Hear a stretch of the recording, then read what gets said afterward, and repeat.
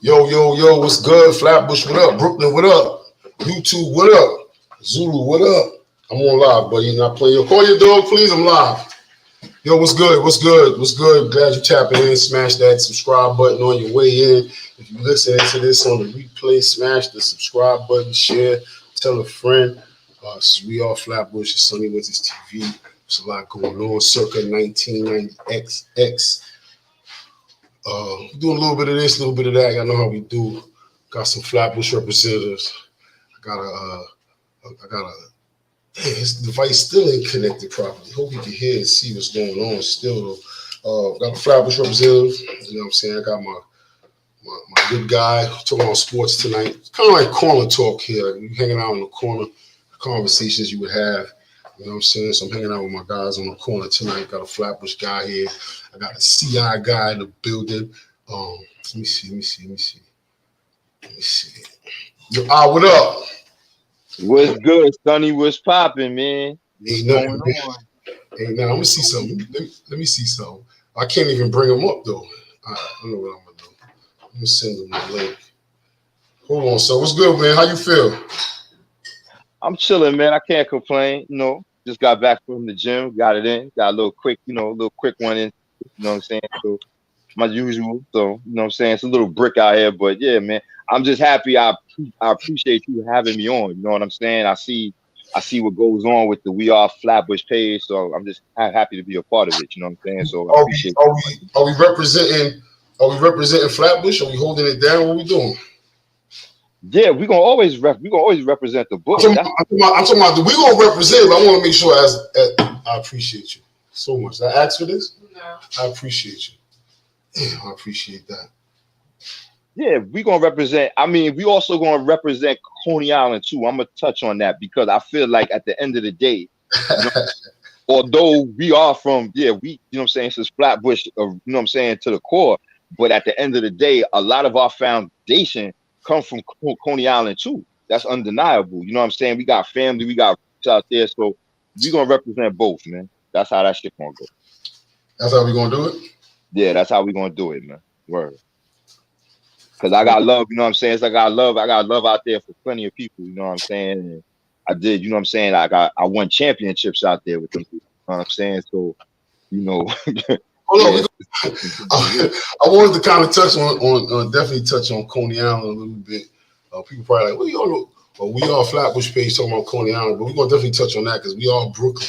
That's a fact. Yeah, we Brooklyn. We are Brooklyn. That's a fact. New York. That's a fact. Yeah, you know that's a fact, son. Everywhere. So you went through the bookings together. Oh man, I just thought about that.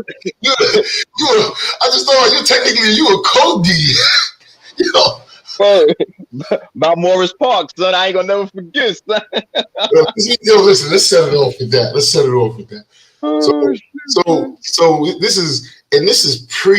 this is pre. What era was this? This is the sour diesel era. So this is a sour diesel era. This is pre-legal smoking weed in New York, and we went through Central booking, two Brooklyn dudes, two Flatbush dudes. In the tomb, we went through the tombs. We went through the city for a roach.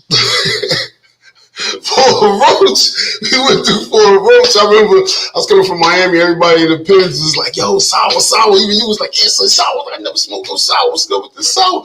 They was like, yo, where you been at? I'm like, yo, I'm in Miami. They was like, yo, you come from Miami? It was my son's birthday. Word, I remember we was with a homegirl. Tree's cousin, Tanae. Yeah. We was with her, whatever. I never forget that, yo. And I remember and it was funny because I had the sour diesel in my pocket. That was the shit I was most stressed about. It wasn't even the fact that they was going live. I was like, damn, they gonna take this sour, man. I can't. And that's what the first thing you said too. Yeah, man. I wasn't even. I was like, damn, they gonna take. I had Marcel with me. That was the kicker. Cause I remember he was ready to race, and then he went up the hill, and he was like, so you good? I'm like, yes, I'm good. And he was like, oh, your mom said go. And he took off, and I took off, and I looked around. Something said, look back. And I looked back. I seen the Spanish dude in the chancletas. He grabbed you, and I grabbed him. I was like, what you doing? He was like, fuck you mean what I'm doing? He threw the cup on me. I was like, whoa. I put my hand around my back. I was like, yo, my son, bro. Like, come on, say we went to school together or something like, you know what I mean? I told Marcel we went to school together. By that time, they already took you. They already, y'all I was going, son. Yeah, I was going. I forgot. I was going. Some kept it real with me too. He was like, "Yo, you got anything else in your pockets I need to know about?" And at first, I was like, "Yo, I really didn't want to tell him." But I was like, "Fuck it." I said, "Yeah, man, I got the style with man in the right pocket, man." And he took the shit, and then you know what I'm saying. But they looked out though. You know what I'm saying. They could have made shit difficult, but yeah, it was what it was. But the bookings was hilarious. Cause we were the only Brooklyn niggas in the bookings. Remember, I'm so glad we having this conversation because in my head I'll play that night back. I'll be forgetting I was with you because remember the dude had the fight. They thumped out real quick over the. Someone was getting bit in the ribs. Yeah, son, it was wild in there, son. Everybody knew everybody. I remember one dude they was calling Q or something. He was like, "Yeah, all son do is all he gonna do is sleep because that nigga be in the streets all the time." I'm like, "Yo, all son did was sleep." I'm like, "Yo, everybody kind of knew everybody." I was like, "Wow, that was an experience." Yeah, that was different, son. I remember calling. I remember calling T, and she was like, "Yo," I was like, "Yo, I need you to find out when we getting out." And then we had to wait again, like 2 hours later when they let us use the phone. And then she called back and was like, "Yo, y'all gonna see the judge in the morning." And I was like, "All right, that's cool." And we hung up the phone. And then after that, we was just rocking out. Yeah, we just had to wait our time. But that was crazy. I mean, you touched on Lincoln. I was gonna touch on Lincoln in a minute. I want our guy to tap in, man. He get fucking around. He got an Obama phone in the what's this president name? Joe Biden era. They got Obama phones. Son got the flip. I'll be like that. I want him to tap in, but especially talking about start talking about chips and stuff. You started talking about fitness. And you came from the gym. Right. Tell everybody what you just accomplished, what you just won. He just popped back in. He hear me talking shit. Your mic still ain't on, Mr. Obama phone. Use somebody else's phone, bro. If you watching, man. What did you just win, bro? What did you just accomplish? Basically, I participated in this bodybuilding show called Summer Shred. It take place in Houston, and that was in Houston. Yeah, that was in Houston. I was in the H. Yeah, definitely, we was in the H. It was my second time participating in it. Last year I did it, but I did it under like wild circumstances. I'd actually registered for it, but what happened was I wound up having hip replacement surgery in August. So prior to that, I couldn't really work out my legs or do much of anything. I had to work around that, which was crazy in and of itself. So when I got the hip replacement surgery, I was pretty much out of commission to maybe the middle of September. So I really only had like 5 weeks to get myself kind of ready for that show. And I went into it or whatever, and I finished in the top 20, but it wasn't something I was proud of or anything like that. So I went back this year, just wanted to prove to myself if I'm 100%, what could I do? And I finished in the top 5 this year, so that was good. I finished top 20 out of how many? Top 20 last year out of 85 competitors, and this year it was top 5 out of 90. Okay. So, and the thing about it was that I was the oldest competitor on the stage. Like everybody else was between the ages of 22 and 30 years old. Yo, Dred, tap in, Dred. I'm about to post the link. Hold up, we post the link. Because we talking sports tonight. We talking about Ahmed and his fitness. But, yo, if Dred tap in, let me tell you something. Dred Rob, that wasn't the surprise. Dred Rob will love the surprise too. But Dred Rob, I've had the most epic sports debates with Dred Rob. Let's see if he tap in. Hit the link, Brody. Rob, I see Rob in the video. That's my G. That's my nigga, son. Rob. Oh shit, son. And I gotta get some stories from Dred Rob because Dred Rob is officially, we talking about Flatbush, Coney Island. Don't really get no more. He's Flatbush, Coney Island, than the guard. You know what I mean? Word.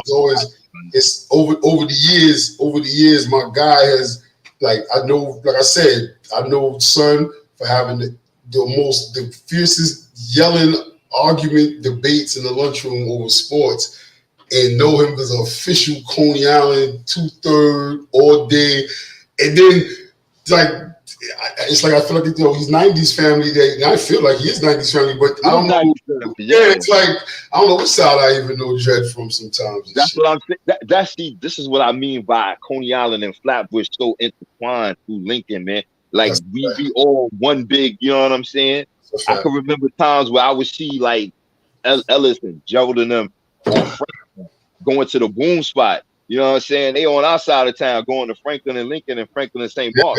LP, that's the shit. Ellis, man. You know what I'm saying? That's the fact. You know what I'm saying? Bergen and Underhill. I was just talking about that like a month ago. You know what I'm saying? About how, 95th and Rockaway. The list goes on and on. But I'm saying they like Coney Island was coming over here, we was over there, so we still intertwined that, you know what I'm saying? It's hard not to mention them when we talking about us. So that's a fact.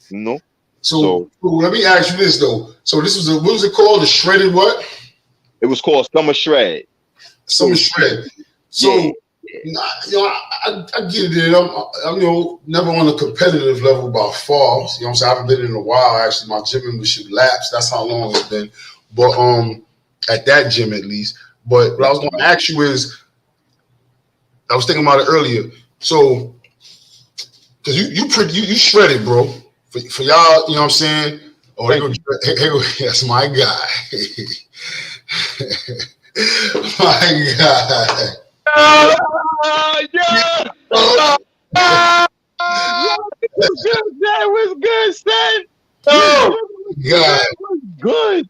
What's going on? I can't complain, man. I can't complain. What's going on with you, son? Yo, you look good. You look good, son. We all look good. We ate like 5 bars, son. Yo, Joe Rock was saying, you look the same as way back in the day, son. Rod still look the same. Like, yo, we all look the same, son. By some grays hair there, but yeah, we still, so we ate like 5 bars.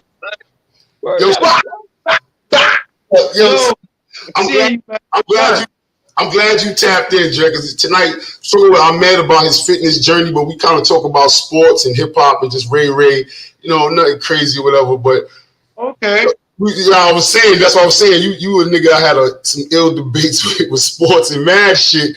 So it's crazy. This days we living in. I was talking earlier. I was debating. I ain't even debating. I don't like to debate certain shit. Certain shit ain't for debating. But these younger cats be wilding sometimes with the stuff they be saying. Like, listen. At the end of the day, if you put them younger cats in our era, they would not survive, bro. I mean, I'm not saying not to say. Attack. No, listen. No, hear what I'm about to say. When I say not survive, I'm not saying like physically or that, because you got a lot of these young guys. They ready to rock and roll. They ready to rock. I'm just talking about like on a mental tip and on just like thinking and just like damn, it's kind of hard to say. Just like being your own individual instead of just like being a carbon copy. You have followers nowadays also, but right now it's just like it's weird with them. Like I got into it with all right, check this out. I work in a supermarket. Right? So, and then it's like, you're going to bug out on this question. I just happened to go to the front. Just listen to me. Happened to go to the front, right? And this lady and her boyfriend, everything, her man and everything. Her man was just looking at me like, what the fuck kind of dumb question she asking? Yo, she knocked on the door. I mean, no, she didn't even knock on the door. She went to open the door. And the door was locked. She went to go to the bathroom, basically. And the door was locked. So then she asked me like this. Listen to this dumbass question she asked me. Listen to this question she asked me. She asked me like this. She said, you work here? I was like, yeah, what's up? I'm like, she's like, if the door is locked, is somebody in there or is how old was she? How old was she? It was a big grown woman. So now listen, I'm not done. So now it was one of them young boys over there, one of them young, it was 3 of them over there. So I was like, I said, huh? I'm not like kind of amazed, like she asked me this dumb ass question. And I'm like, so now the young boys over there, they're like, you look like she asked you a stupid question. So now I didn't want to talk to her no more. I went to them. I'm like, yeah, she asked me a dumbass question. What the fuck? I live by myself. Sometimes I knock the door. I live by myself. Nobody lives with me. Sometimes I knock, I'm like, oh shit, nobody in here. I ain't going to the bathroom. It's just a thing that you do when you go into the fucking bathroom. And these young motherfuckers, these young ass stupid ass millennial motherfuckers, they don't got common sense, bro. They don't think past right here. Yo, no. Son, we started talking about the 21 Savage shit. And the 21 Savage saying that Nas is irrelevant, right? So I said, let me listen to it. You know, stuff get taken out of context. He said it. They was talking about, they built up to that. I can't remember what the point was prior to it. But once they built up to it, he said he was irrelevant. And different people is more relevant now, more than Nas. He just has a strong fan base. And then my dude at the job, he under 30, he was just like, yeah, well, Nas is irrelevant. I said, how's he irrelevant? Son, we got stakes in Coinbase, and everybody's buying Coinbase. How's he irrelevant? We got stakes in Hennessy. Everybody's buying Hennessy. How is he irrelevant? There's still people in this world that's like, yo, I want to rhyme like Nas. Nasty Nas. You know what? You know what? Go ahead. The issue is with all of the young ones, and this is the reality. I was talking about this the other day. The reality of the situation is this. And this is just facts. When you look at our era, the era we grew up in, the era that we birthed, right? With everything that went on, it can never ever be duplicated. And what they're trying to do is something wild and crazy. Yeah, they trying to, but what they don't understand is that it can't ever be duplicated. Now, this is what I always tell them. We in the microwave era. So all they shit is hot right now. Right now. But 20 years from now, no one's gonna be playing this shit. No one's gonna be playing. No, it's a couple of legends that's in the bubble right now. Listen to me. We playing music from the 80s. We playing like literally. Earlier today on my job, like I'm listening to Eric B and Rakim on Pain in Full album. They would never listen to what's this guy name that's doing this stupid ass TikTok girl doing the TikTok video? Waka Flow. What's his name? Nah, listen though. What about there's people out here? What about the young boy, Lil Baby? Somebody that said that shit is hard. That's not gonna be 20 years. I'm shaking his head. None of that's hard. Years later. Not 25 years. Hell no. Hell no. Oh. We ain't nobody remembering. Nah, son. Migos. Listen. The reality of it all is that, man, if you not Kendrick, Cole, or Drake, I don't really see it, man. No, listen, I'm asking y'all to be impartial right now. Not if you don't really see it. These cats, they love these people, bro. Right, but what I'm saying is that they growing up in a microwave era, so they not even going to remember them. You understand what I'm saying? When they get older, they not going to remember them. It's only a handful of them that they going to hold on to. That's why I named those three, and I'll even throw the Migos in there from a group standpoint. They gonna remember them. Yeah. All these other people, the 21 Savages, all of the babies. You know what I'm saying? Like, I'll be asking the same people I'll have these conversations with. I'll be like, yo, give me a 21 Savage bars, and they don't got them. Give me a Kodak back. Nah, what's the man? What's the Brooklyn guy name that's doing all that? What's his name, man? That's doing them stupid songs. What's his name? I don't know. I don't be knowing a lot of these boys. We talking about Rob Designer? Nah. A new cat? New? One of them Crip guys. Who talking about Fabio Foreign? Yeah. Fabio. We talking about Fabio. Yeah, I couldn't even tell you 2 songs he got right. I couldn't even. Nah, you know what though, Rob? I feel you though, but I mean, I kind of got a like when it comes to him and Smurda and Rowdy, I got a soft spot for them because like those is like my little brothers, little man. Like I remember them when they was young. I got you. But I feel a little different about 20. Fact. They whack. Fact. I mean, hey, it is what it is, man. But they said that he wasn't relevant because nobody's checking for a Nas album. He wasn't relevant. Right. Yo, media tonight, man. We on the corner, man. We just kicking it on the corner, man. You know what I'm saying? I got my guys here, Flatbush 90s, Coney Island in the building, man. So we just talking about sports. in rap right now. We kind of drifted off into some music, but that's how we do on the corner sometimes. It's cool though, yeah. But nobody checking for a Nas album. You know what I'm saying? That's why he said he wasn't relevant because of nobody's checking for a Nas album. Nobody's looking for a Nas album. Not even true because all three of the King's Diseases, you know what I'm saying, was at the top of the chart. Like this last one, this shit is a killer. But the King, what's it called? King's Ransom or King? What you want? He had something that just dropped today or something, or yesterday. Nah, he had the third installment of King's Disease. So he had King's Disease 1, 2, and this is the third. But all three of them have been fire, dog. This is dope. Those are dope. I like those albums. I like them. Yeah, I actually got on my phone. I didn't really listen to it. I just like, when you get an album or whatever and you like the artist and you find that one or two track that you just keep playing over and over and over, that's me. I'm the same way. That's me. Right. I'm the same way, Jay. Let me tap my partner in crime, man. Yo, Face, what up? Face, what's good, son? Face in the building. What's good, bro? Your mic on? I don't know if you can hear us, son. Yeah, he looks like he on mute. Or he on mute. That's what it is and shit. But yeah, man. Somebody said some art is emotional. You can roll up. Some art is emotional, and I'm certain Kodak Black will be mentioned in years to come. And that's what I was gonna say. A lot of people still, like Bob Marley said, one thing about music: when it hits you, feel no pain. So while we attached to, and I can remember where I was when Eric B and Rakim, paid the full drop. They're gonna remember this too with Kodak. We might not, but somebody will. Not all of these cats. I think Kodak will for some odd reason. I agree with you I agree with you with Kodak Black, but I also feel like a lot of these artists are going to be more remembered for their antics, not for their music. That's true. He might get remembered more for being pardoned and saying wild shit about Nip and all type of thing like that. But the kid said that Lauryn Hill's first album, we were talking about great first albums, and he said that 50 Cent Get Rich or Die Trying was the best first album ever. That Biggie didn't blow until Biggie died, ready to die. Illmatic was okay.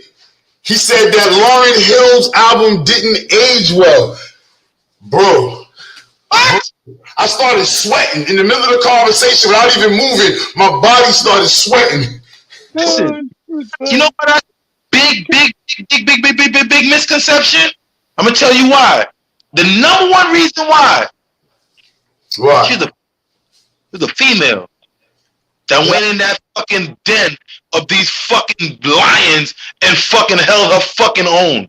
Big time. Trying to be sexy. Wasn't trying to be sexy, but straight up with her shit. I ain't trying to. Yeah, yo, she wasn't playing no games with them. You know what? She got weak though. I'm gonna keep it 1,000. You know what she got? Was she fucked up at? Fucking with those Marleys. Of course. Fucking with Rohan, son. The shit got serious, man. But truth be told, though, like learning more recent that whole album was written about Wyclef, right? Except for maybe one or two songs, right? So it sounds like she might have been on the verge of going crazy for somebody. But like at the end of the day, it was a mystery to me. Whenever I kind of like really, cause you know me, I'm an analyzing type of nigga, yo. I analyze everything. You could write my name and I'm go, why did he write it like that? So I analyze everything. So whenever I heard certain songs that she was making, I was like, damn, who the fuck is she talking about? And they found out she was talking about Wyclef. Yeah, I didn't know that. Then it made sense once the beef happened and then she was messing with the Marley. But her album didn't age well. Her album, they say her album's in the Smithsonian. Like honored in the Smithsonian. Like amazing. That's one of the most amazing albums. Say that on no music. Yeah, that he's under 30. I guess he said Hov it's coming to me. I said people that tell me that Hov is like a perfect being and he's just, I can't really tell you. I'm the type of person that even if I don't like somebody, I can give them their credit if they're nice. But some people just is like, oh, this person's God, this person's God. I said, but son, that's him. I said, but Hov lost to DMX in a battle. and like on some battle rap shit. Like he has little blemishes. He don't have many whack songs. I don't really like Hov like that, but he don't got many whack albums. He don't got many whack. I gotta give it to him. He's more critical of Hov. So me saying that means a lot because I'm just a critic. So I said, yo, he goes to X, and then he shelved X. He said he shelved X because X was trash. Son, I was trying to throw myself from a moving vehicle. Yeah, X was trash. He said X was trash. Why X? That's why Hov scrapped X. I said, yo, Hov scrapped X and put X on the shelf because he knew that X was, he ain't no Hov. Hov was a moist dude. He seemed like one of them dudes that moved heavy in his emotions, and he shelved him. He said he shelved X because X was whack. Never. Nah, he ain't shelved X. Your face, you on face? What up, brothers? What up? What up? Y'all can hear me? What's good, face? What's good? I can hear you. What's We good? hear you, my G. Good, my G. Good to see you, man. Good. Yo, Nas ain't relevant, son. You guys, he ain't Nas relevant. Yo, even 21 Savage, they did that out of place because if you listen to the whole clip, a couple of sentences later, he was even like, yo, maybe I'm using the wrong word, and everybody else was like, no, you're using the right word. Gorilla is more relevant than Nas. I'm like, but he got stake in Coinbase, and he got stake in Hennessy, and here go the guard. Let me see, we can do this? Yo. What up, God? Family. What's going on? What's going on, son? Yeah, I just wanted to step in here, man, and salute my man Rob real quick. What's going on, family? Yo, bro, peace of God. Yeah, y'all cutting in early, man. Y'all gonna chop the legs out of these young boys, man.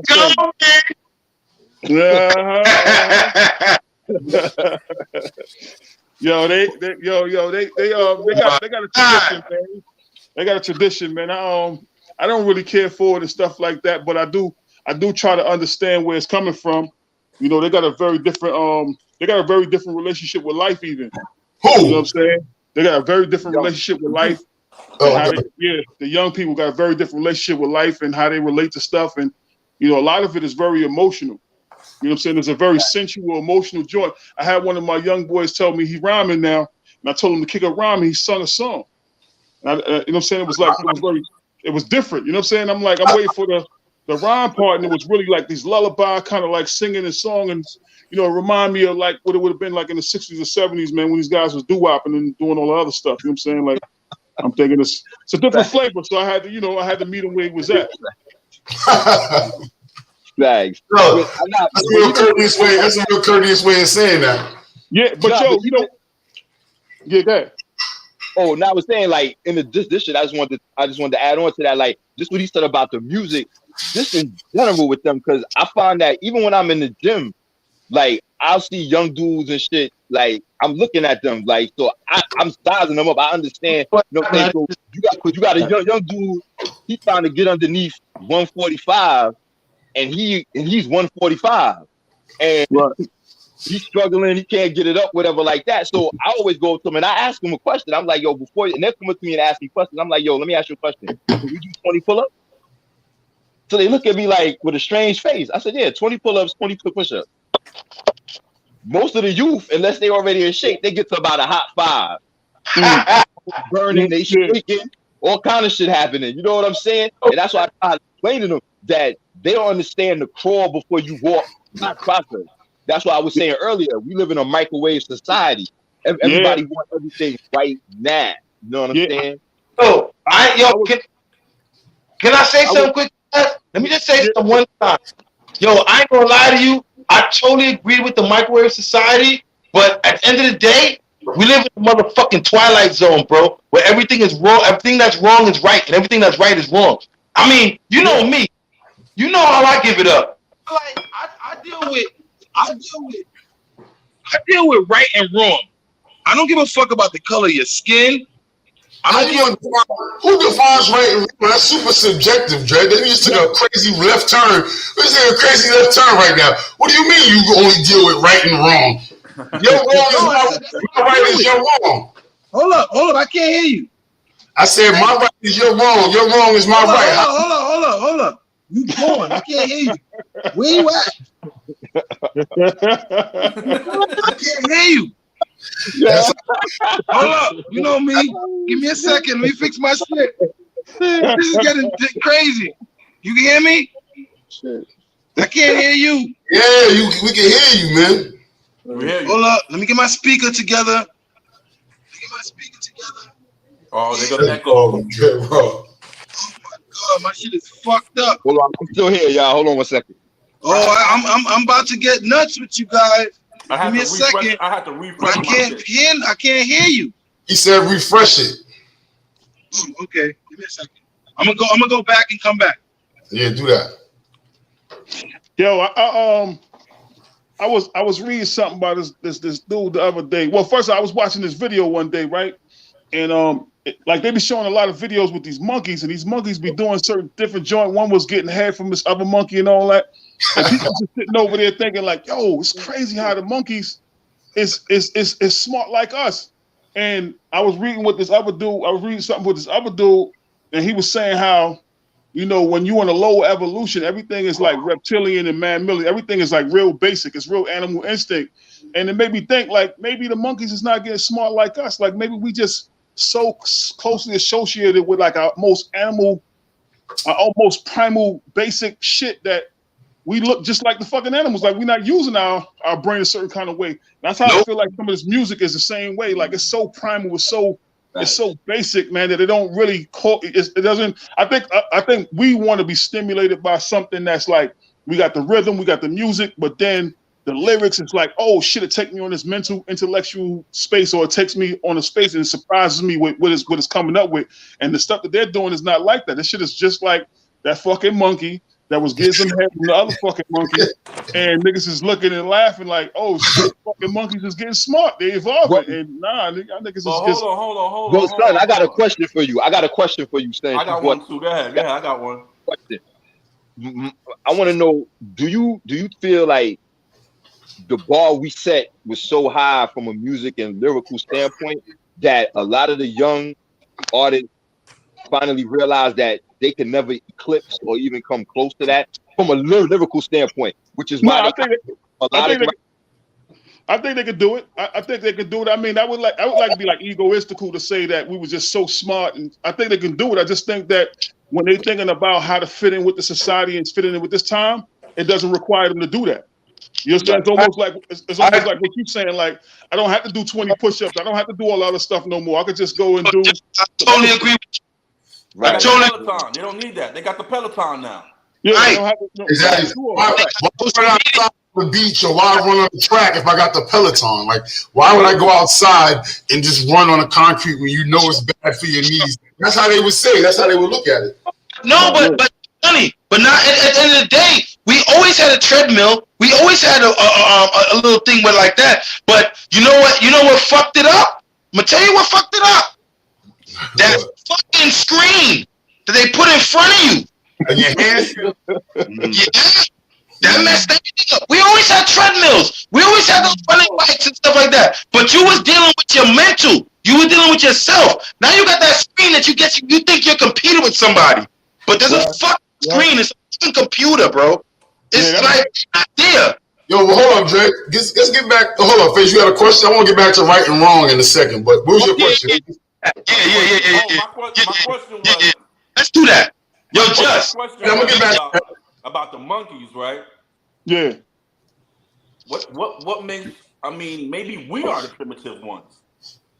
Well, they know what they've been doing. They know if it's safe, if it's not safe. They just moving off what we're the primitive ones. We're the ones that fall into what society tells us to do. We're the ones that follow fashion. We're the ones that want to be like.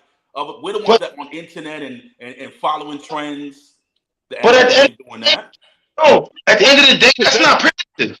Today we like that, but when we had societies, if you want to go into that, when we had societies and you look at what those societies was all about and what people looked at as development, it was very different. Nowadays, development is just how much money you got, you know what I'm saying, how much other gratifications you can do and all this other stuff like that. They're very basic. They're the same.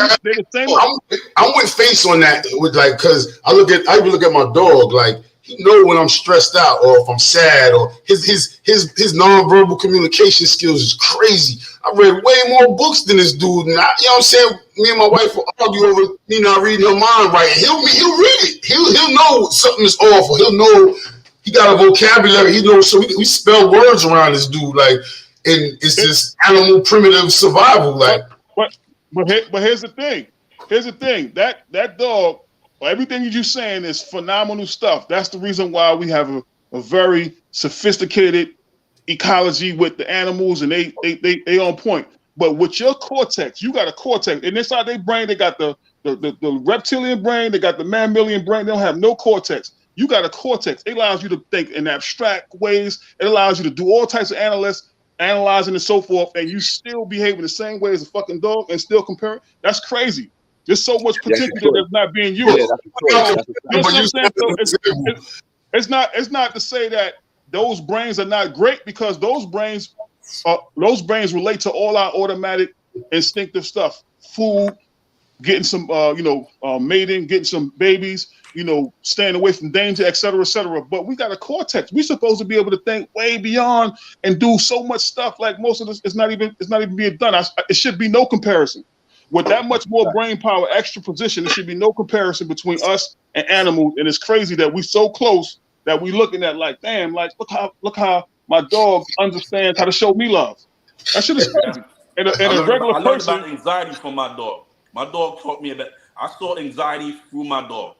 Yeah, that's probably how people learned 10, 20,000 years ago. We still doing the same shit. That shit's crazy to me. Like, you know what I'm saying? Like, I know we bouncing, and I like to bounce, but speaking of what you learned something through your dog, how you think they learned that? This is random left. How you think we learned as humans and through evolution that after having sex, that you was having a baby because of that?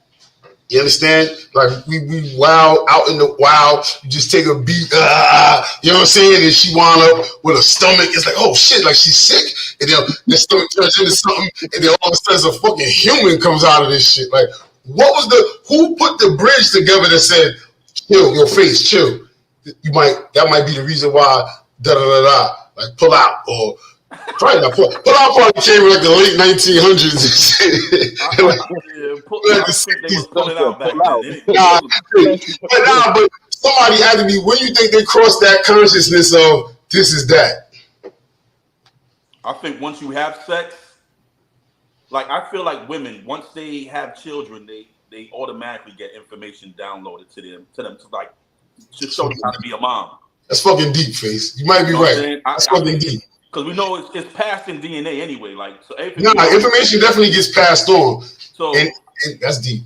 I think it's just once you have a children, once you start having sex, like even your children, like when your son have sex, all of a sudden he want to move a certain way.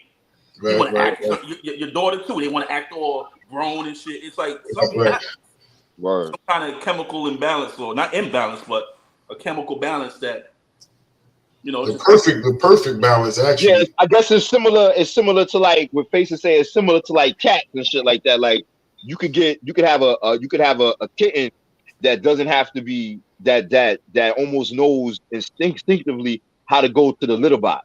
You understand what I'm saying? Like it's not something. That's always bugged out to me right there. And that's not even their natural thing. Yeah, they naturally go to a litter box. Yeah. This is what they do. Know.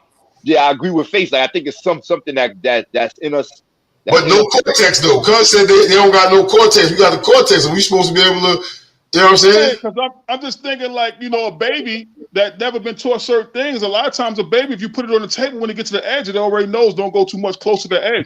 No, things right. That it's really teaching. You know what I'm saying? And I think even with us, like we can go to a place and never been there before, and then it's like certain information that we getting from that environment, either vibes or whatever case may be. Now, if we ignore it, then you just that dumb dude. To me, you just that dumb dude that walking through the middle of some shit and don't know. Most of us, especially when we come from Brooklyn, we learn vibes like a motherfucker. We always incorporating that shit. You can catch a vibe and do something, and it don't make no sense to nobody else. But I just caught a vibe, and I wasn't feeling that energy, and I make a move. I think once we start to acknowledge that and doing certain things, and then you learn, okay, I was right about this, and then you give it to your children. That's what builds you know what I'm saying, that experience is just like how we normally do. We teach somebody else something new, like, yo, listen, don't do it that way, son, check it out this way. And I think it's easy. I don't feel like it's hard for us to build in a way where all of a sudden we just doing some really, really advanced shit because somebody just figured something out and somebody else looking at that like, okay, I'm doing it that way because that's the easier way. You know what I'm saying? And we just build like that. I think it gets problematic when we begin to get to a point where now I'm competing against you. You know what I'm saying? For superficial shit. And then now that doesn't that process doesn't that exchange doesn't really happen. Now I'm holding back on where I go get me some good sneakers from because I don't want you to have sneakers that look like mine. And then now it's no progress. Usually if I come up with something dope and I give it to you, 2 weeks later, a month later, you're gonna tell me about some new dope shit that you done did with it. I never even thought about it. Give it back to me. Now it's 10 times doper than the first joint. Yeah. That's like that quality of life. That's like what that's supposed to be where we supposed to be at, where everything can just go by like 10 levels. You know what I'm saying? 10 levels in a lifetime. We're gonna be even more better because we just give it to each other and give it back. Like they say, steel sharpens steel. So I really don't, you know what I'm saying? But an animal can't supersede certain functions. Like, you know what I'm saying? Like his instinct to do certain things, he might can't supersede that. We can supersede that. We can say, yo, we're gonna cut this shit off. And we ain't gonna use that. We're gonna do some other joint. You're gonna definitely keep it into the edge of the wall real quick. Nah, well, you know, like what he said made a lot of sense because I remember back in the day I did a paper on serial killers, and I had to research what makes a sociopath, and that's the difference between a true sociopath and the rest of us is that they lack the moral compass and the discipline. I think that's the word, to be able to control themselves under those circumstances. Whereas most of us can. Like, we may choose to wild out. Like, you may make a conscious decision like, yo, I'm going to wild out or I'm going to do this. Whereas with them, it's something instinctively in their head that they just going to wild out. Yeah, it's not even there. Like a switch. No switch. Yeah, ain't no switch. Yo, cuz you said growing up in Brooklyn, you talking about vibes. You got 3 Flatbush dudes here. And where'd you grow up at, cuz? I spent a lot of my time in between Brownsville and Ocean Hill. So and more recent times and shit, you I know you had spent some time in the bush as well. What's your take on just moving through Brooklyn, like you said, vibes, knowing vibes? What's your vibe? I mean, we grew up, the 3 of us grew up. My man is from the 50s, you know what I'm saying? Faces from my Junction side. Me as well. What's your take on the bush? Like looking from the outside in. I think we had talked about this one time years ago. You know, just the first thing that come to my mind would probably be summed up inside a festival, inside of this idea of music and color and just, you know, say animation. That's the first thing that always popped in my mind because whenever I went over there, whenever I walked up church or whenever I went up certain streets over there, you always just hear music playing.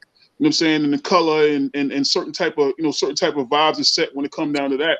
So that's like, to me, that would probably be the biggest thing. I always felt like, you know, like particularly with the women early out, you know, they dress in and certain things, they always push the limits when it came down to dressing and when it came out to be flashy and just setting a certain tone in terms of what you see, right? What you see in front of you and all that. And then for me, the next biggest thing was one of my biggest passions. I love the sound classes. So again, the music was like heavy for me. That was, you know, I always went up there to go. You always looked at the sound classes like a real tribal warfare kind of thing. Yeah, it meant a lot to me. You know what I'm saying? It meant a lot to me to see, you know, because when them guys put together they box and then they go to clash, you know what I mean? It just remind me of just being out on the open plains and then you meet whatever nation that other nation is, and then everybody just got to demonstrate how to demonstrate. And when you leave, you leave with the win or the kill or whatever happens. So, you know, for me, listening, especially to a sound like Adiz was my favorite sound.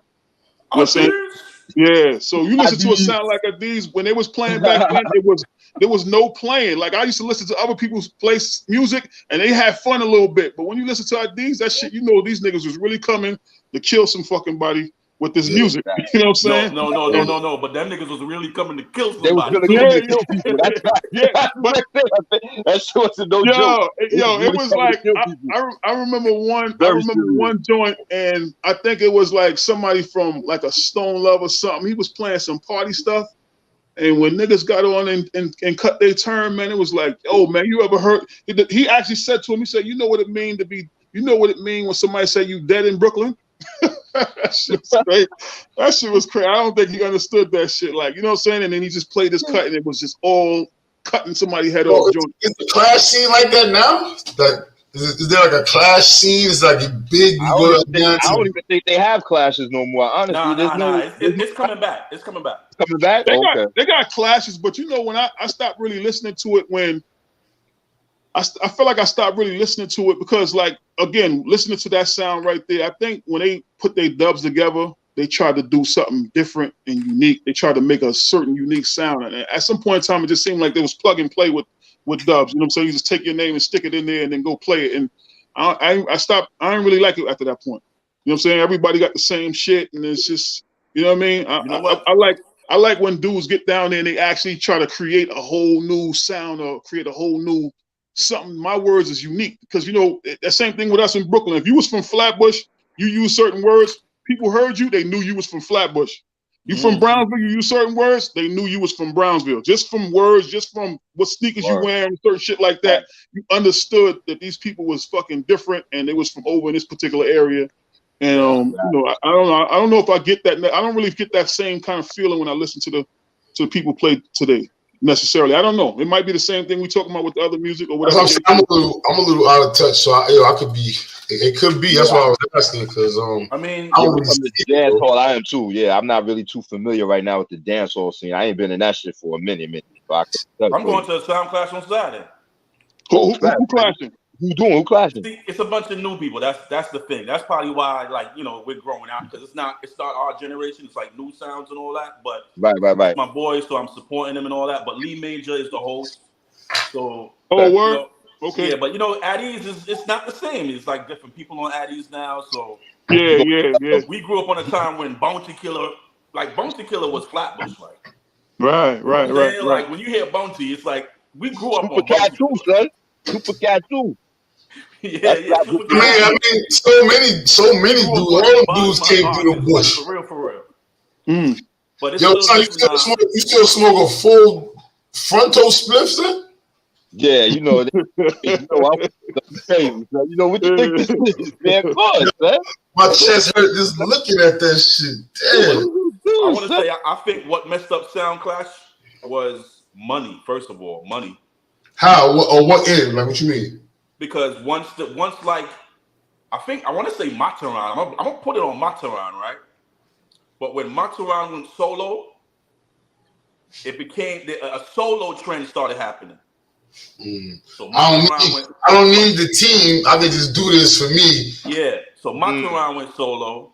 Then Fire Links went solo. Well, let me ask you this: what about to put it on Mataran, or maybe I don't know what time period you're talking about, but what about the digital? What about what year? 2000s. So what about the digital era? Did that have anything to do with it? Because now I don't need 6 dudes with a crate. I got a laptop. It's me. Yeah. I got a deal. I got a, you know what I'm saying? They want me over here. They don't need a selector, a mic guy, 2 man with crates and this and that. You know what I mean? Now it's just me. Yeah. I also think them guys started thinking about legacy too, because you playing 10 years on the box and then the dude be like, yo, I'm firing you. That's kind of crazy. Like even with the niggas unplug their amps. I bought these amps from out. That's true. Party done.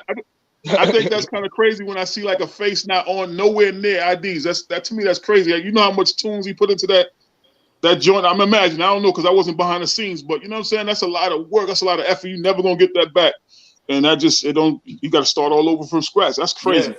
Because they played Travelers in Jamaica, and when they played Travelers in Jamaica, they got their ass beat. And Mataran and Cat, Mataran and Babyface, they got into beef at that party because they was losing. That's when they started separating because egos. Because Face had an ego because Face was the man. Then Mataran got an ego because Mataran's the man. You got two big. There's no sound like Addies that had 2 big names. Right. On the same sound. You get what I'm saying? Mm-hmm. So that's where it all went down. But I think he's right. The digital time changed it too. From my standpoint, I feel like I know a lot of people talk about how dancehall has changed, but I'll never forget during the pandemic that versus with Beanie Man and who was that? Bounty, Bounty, right? Yeah. That was still to this day the biggest versus ever. It changed versus period. Yeah, it changed the whole concept. That's what they got the whole shit from. Yeah. That's where the whole friendly warfare started at, where it's like, I'm gonna take your head off, because man, that's I'm not saying that's where the Locks and them did it, because those two are the biggest. Like, to me, my favorite ones is the Locks joint and hold up, y'all ain't like the Kane joint? Oh, Kane against KRS-One. I liked it, but really see it. I feel like there was parts of it I could have did without, like. When they did the whole breakdancing thing with crazy legs and on them, I think they could have left that part out. And then there was also that part, like, I know Kane could rhyme the way, like, I didn't like fast 2020 Kane. I ain't like that shit. I was feeling that one. I like Kane's sweatsuit. That shit was hard. It was like a leisure suit. It was something real smooth. But yeah, that one was all right. I like when dudes come for each other. Like how Bounty, the classic shit when the police came and Bounty shit, and Biggie told him, "Don't be that guy. You don't want to be that guy. Don't be that guy." He said, "You don't want to be that guy." Yeah, it was some classic, but you gotta that friendly. That's important, man. That's that steel sharp and steel that you were saying, man. But what he also said, they also were the first ones to do it in the same room. Facts. Yeah. And international. They wasn't doing the top and bottom joint. They was doing a whole, like a show. They put a show together after that. Yeah, and that was international for sure. So that was they need their credit. They need their flowers. Nah, I definitely need their flowers, man. That shit was amazing. Yeah, man. So you said colors, think of vibrancy. You know what I'm saying? The women. That's what you think of when you think of Flatbush. Yeah, that's the first thing that hit me. Yeah, I'm talking about when I was supposed to be too young to lead the block by myself, but I still found my way out going someplace. You understand what I'm saying? And the world was big. Those are the big things that kind of pop up for me when I go into Flatbush. Yo, Mr. Right and Wrong, what's up, man? You ready? You ready to break down this right and wrong? This right and wrong theory? Yeah, I don't know what happened. I don't know what happened with me, but yeah, okay. I'm out to Kelly right now. This is what it is with me.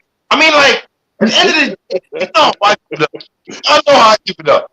But listen, we back at fifth period lunch right now. This shit crazy. Yeah. But, but sometimes it's not really okay. No, let me start better than that. I don't care about the color of your skin, bro. I don't care about that shit. Whack. Black Republican. Yes. Yeah, we know. Yes. Big time. No, I'm more of a libertarian. Liberty for everybody, justice for everybody. But at the end of the day, you know who's going to... You see, everybody say, oh, only reason why it's going to happen because you live in a neighborhood. No, not now. Not where I live at. In Coney Island. Right now, where I live at right now, on my floor, is nothing but Russians and Asians. Russians and Asians that live on my floor, in my building. So now... Is this a housing building? Housing building? Yes. I live in a, you know the hood, Charles. I live in a building. I wanted to be clear. I know exactly where you live. I just wanted to be clear. I live on 28th Street right now on a Halloween building. Oh, so you're on 2/3? No, I'm left 23rd Street. My mom's in 2007 right now. So check it out. This is what I'm about to tell you. So now, when I walk out 2828 Surf Avenue, you know who's the #1 suspect that's gonna do something to me? Who? Somebody that look like me. That's a fact. So now That's the part where I'll be like, yo, we need to give that part up about the color thing, because a lot of black people think white people are pussy and think they soft. You know, they can defend themselves, and they think they can just run over them. I be trying to let them know, like, yo, listen, them people right there, leave them the fuck alone. Now it's definitely not about black and white. We already know that's smoke and mirrors, but hold on. I got a little pushback on that one. We always get into this. Me and Rob always get into this. To me, when you step into the condition that created the mindsets of the people we talking about right now. But hold on. Let me just say something. Let me just say something. Let me set this. All right, guys. You know what? Do your thing. Let me just say one thing. One thing before I'm gonna shut the fuck up. There's one thing. At the end of the day, how you know that this person is not gonna do good for you just because the color of their skin?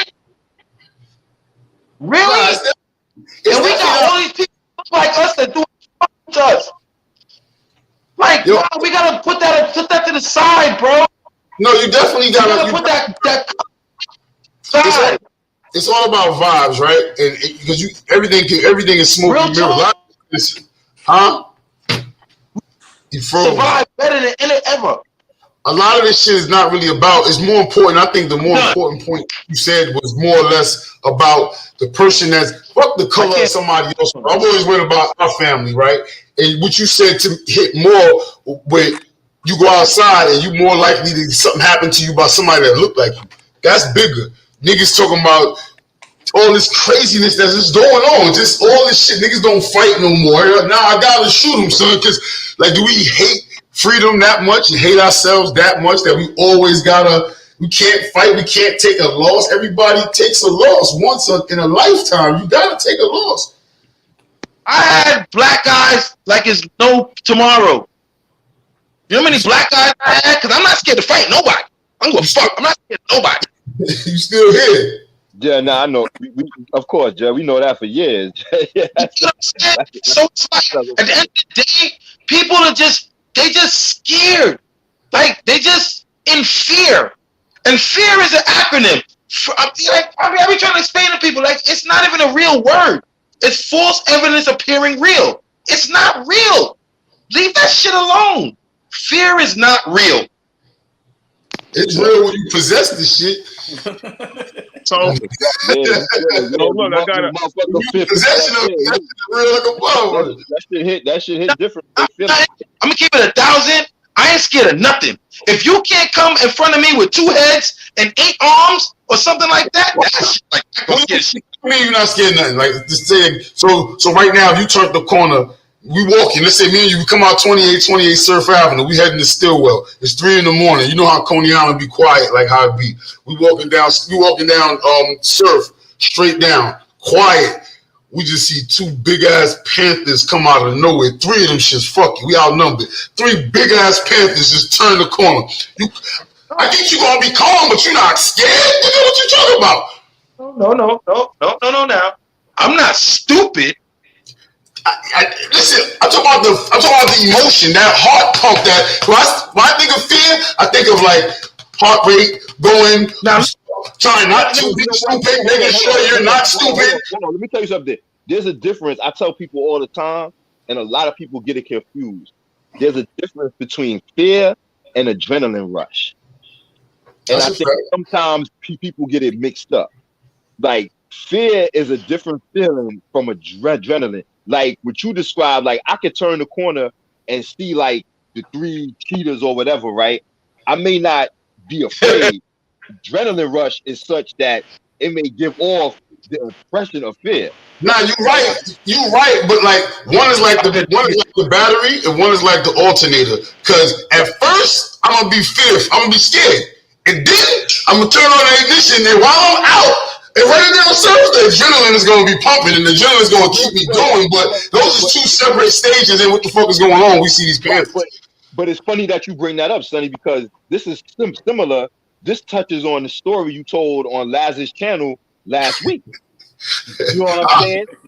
like it touches on the fact when we was all in the weight room and we looked out we looked out the window and we saw half the out in front of the school. You know what I'm saying? What was that? Was that fear? Was that adrenaline? Nah, it was no fear, but it wasn't even really adrenaline. It was more that. Wait, hold on. Fear are we afraid? Are we afraid to say that we fear stuff? That's what I'm saying. Get on them. Thank you, Faith. Thank you. No.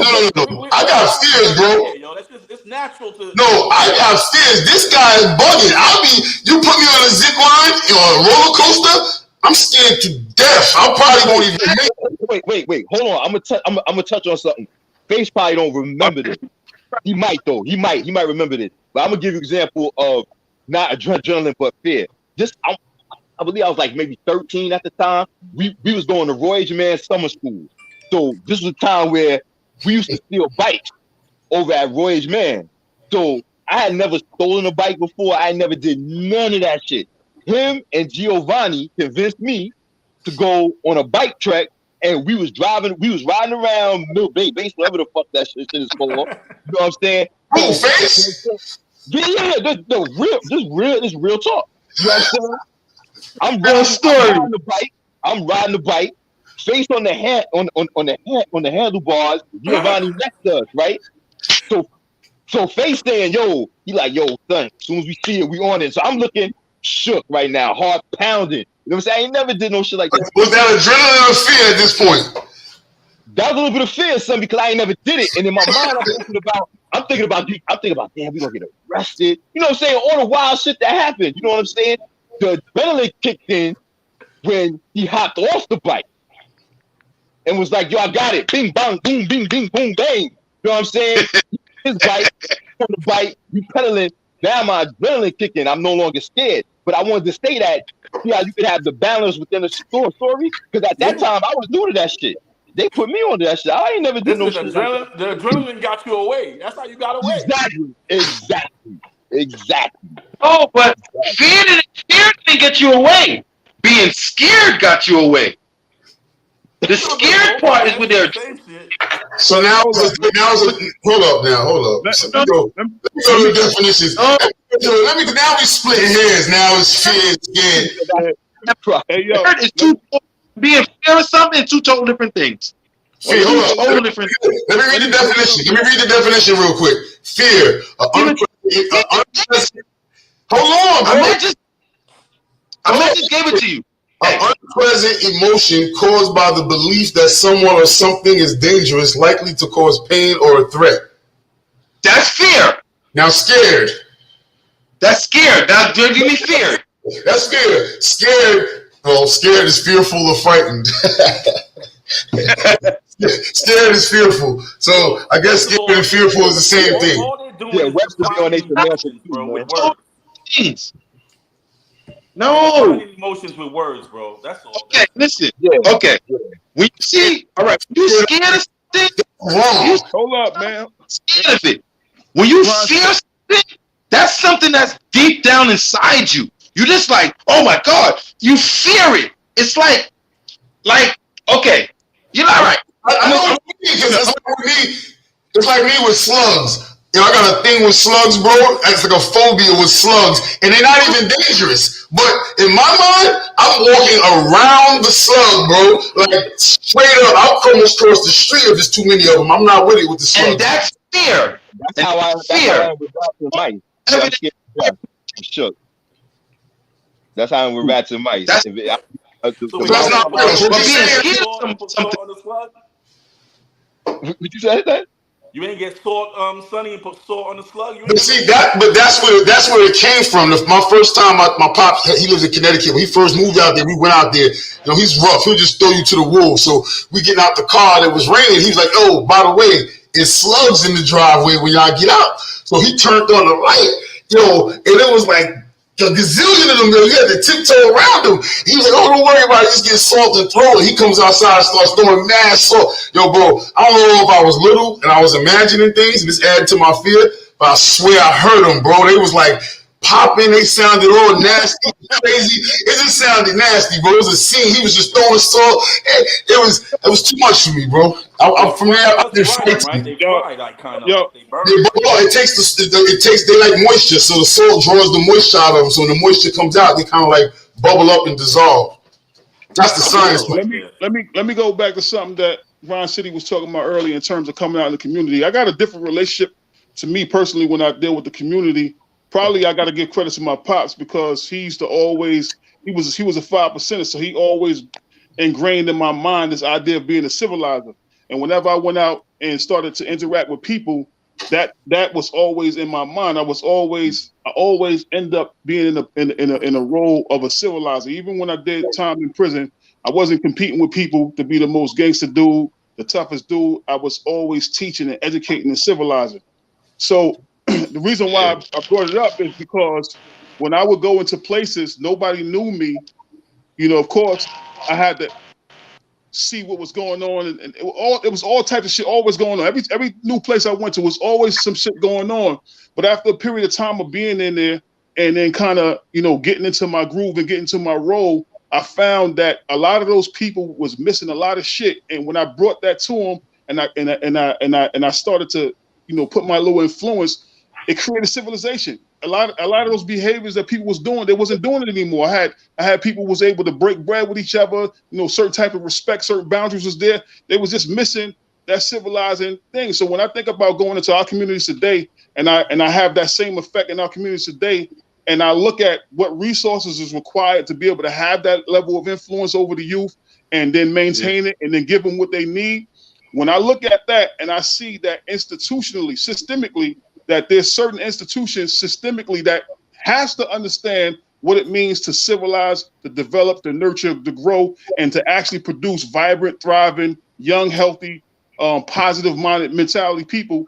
And I see that they systemically remove those elements. That's when I start to look at a different type of consciousness. That's when you start getting into what somebody's saying, okay, well, this entity right here is practicing devilishment, because you know systemically that if my community is ever to express certain type of characteristics like being God as opposed to being niggas, then we need to have certain resources in place. We need to have certain institutions in place. And I see that you have taken some of those institutions out. So I can't really look at whatever the youth is doing right now. I can't really look at whatever they're doing right now and really say, man, y'all savage. I know y'all savage because look at your way of life. Look at all the values. Look what this institution is rewarding in your behavior. And then at the same time, taking away from the ability for other things to come in place to correct that behavior. So that's why I look for those things. And you have something called throwing a stone and hiding your hand. And that's what we have in it systemically. When we look at, that's when I look at systemic. So I can't really take that view of, man, stop so forth, because I know systemically and historically that these entities have been removing from us, removing black males, removing from the dialogue of media and so forth, the idea that there's fathers even out here, all this different stuff like that, removing all those things, and then turning around and looking at the savage that's left and be like, all right, see, look what y'all can do. That's all y'all can do. You see what I'm saying? I got a serious question though. Systemically, you said that a lot. Systemically, what do you mean by that though? Well, I mean, systemically, basically, if you system put into this is my thing. This is my thing about that part, the systemic part. If you give me a law, give me something that's put in place, that's holding people, that's holding carbon brothers and sisters back. And I totally agree with you. But at the end of the day, listen, let me finish. At the end of the day, it is a choice. What's the choice? If you that's on you. A lot of people are choosing it's given a bad choice. Now, I'm not saying that the choice that they're making, the choice that they're taking is a good or a bad choice. That's all up to them. But it's still a choice. So now, what happened to the people? What happened to those black brothers and sisters or the carbon brothers and sisters that really that don't fall into that? systemic thing? What happened to them? And it's plenty of them. What happened to them? There's nobody that doesn't fall into that systemic thing. We all fall into that, but then you got to get into specific qualities and characteristics of the individual. So my thing is here's my thing. If I could take 100 kids and I can put a program in play, and I can guarantee you that 80% of those kids, 80 of those kids is going to hit a certain type of note. You can't look at the 20 and say, this is proof that my system don't work because I got mathematically I'm producing 80%, right?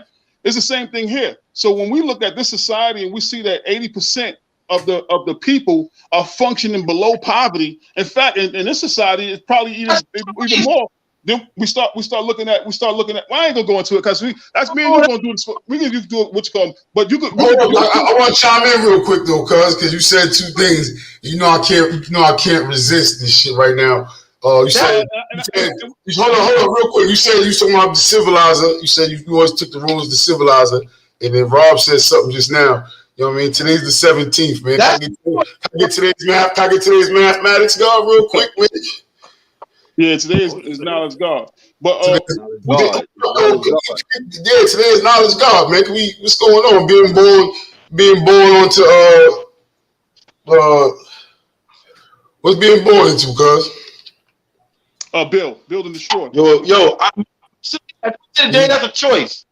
Now build and destroy. Well, I mean, see, here's the problem, Robert, and this is why I have a problem with that. Like we could go to basics. We can go to basics, right?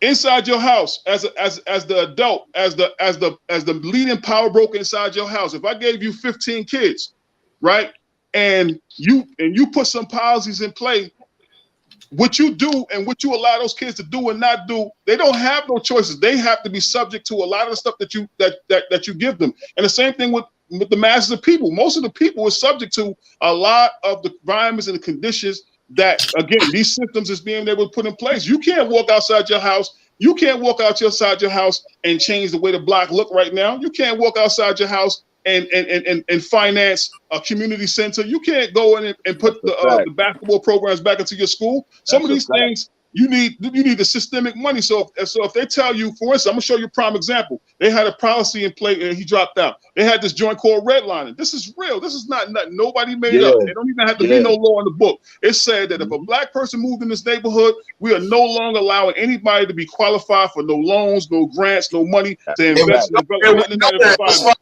we let Rob come right now and say that that's not there. Because even if it's not written, it's there. But more importantly, right? How we gonna skip over the math? And the math is talking about this right here. You said it's being born. You said it's being born into what? Build and destroy, right? Build and destroy. Build and destroy is the natural order of all things in existence, because all things must go through a growth process in order to be complete. Born. We must keep in mind that trial and error in the process we must go through in life that teaches us either to sink or to swim. Exactly. So, that's the same thing. So we gotta go through what we gotta go through. What happened to 5%? I mean, not saying they're gone, but what happened to it? It's not as powerful as it used to be. I don't agree with that. I'm sorry. Yeah, I think gangs came in and took over. The gang replaced that kind of family. I agree. I agree with that. I think a lot of the 5%ers like a lot of them, when they got locked up or whatever, they converted to like blood and crip and things of that nature. So I think somewhere along the line the message lost than that. You know what I'm saying? It's unfortunate, but that's pretty much what took place. Yeah, you're right. You know what I'm saying? Yeah, I mean, some of us is very intelligent and smart. Like when I grew up, I didn't realize there was a lot of dudes that I grew up with that couldn't read and write. And I took certain things for granted. These dudes couldn't even read or write. So the opportunities I'm seeing, they can't see. And I think the same thing is happening with that dialogue you talking about, Rob. You know, you're very intelligent, analytical. You got certain qualities and skills, and you assume that every single person has to have those same capacities. Every single person got those choices. They can function like that, and it's not true within your family, and it's not true within the community. But also too, to touch on that, the reality of it all. That's the difference. That's one of the main differences between our generation and this generation. Like. We all ran the streets. we all kicked up, whatever, you know what I'm saying? We all did what we did. But I think the common thing we all have among us is the fact that within that, we were all able to be educated. And yes. I think that with the young people nowadays, and it's so crazy because they have they're not able to be educated. No, they have access to so much knowledge, right? But they lack the education that we have. Like even if even for example, if you text somebody from this generation, they can't even spell out normal words. They don't know how to spell. If you sat them down and told them they had to write a letter in script, they look at you like you had 3 heads. So now, in Rob's defense, and I hope this is probably gonna turn him up even more. To his defense, though, that's a fucking choice because you can still learn cursive script. You can still, you know what I'm saying, teach yourself something because you got the phone in your hand all the time anyway. So if you stupid, it's not saying. Let me not use the word stupid. And that's not nice. We was all told as kids, don't call nobody stupid. But if you're not on your shit this day and age, then I mean this life we live, back to what Faye said earlier about being primitive. At the end of the game, this life we live is really about survival, bro. It's really survival of the fit, right? You know what I'm saying? Mentally, spiritually. With each of us, right? Yo, let me tell you something, right? With each of us, right? Check this out. Each of us is black men, probably fathers, right? If we had to go out right now, maybe I don't know how everybody lived, but let's say all of us right now went out and we had to make a way for ourselves, right?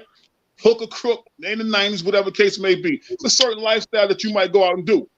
If somebody told you that you had to be responsible for 2 little seeds, right? 2 little seeds. Without you, these 2 seeds is gonna die.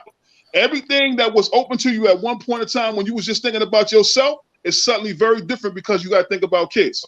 Yeah, very different, right?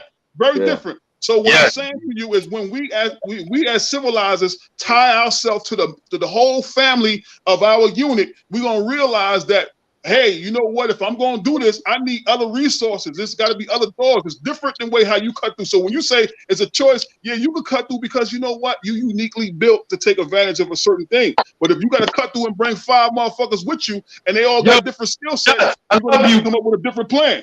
Justice, I love you. Broke it down. So right.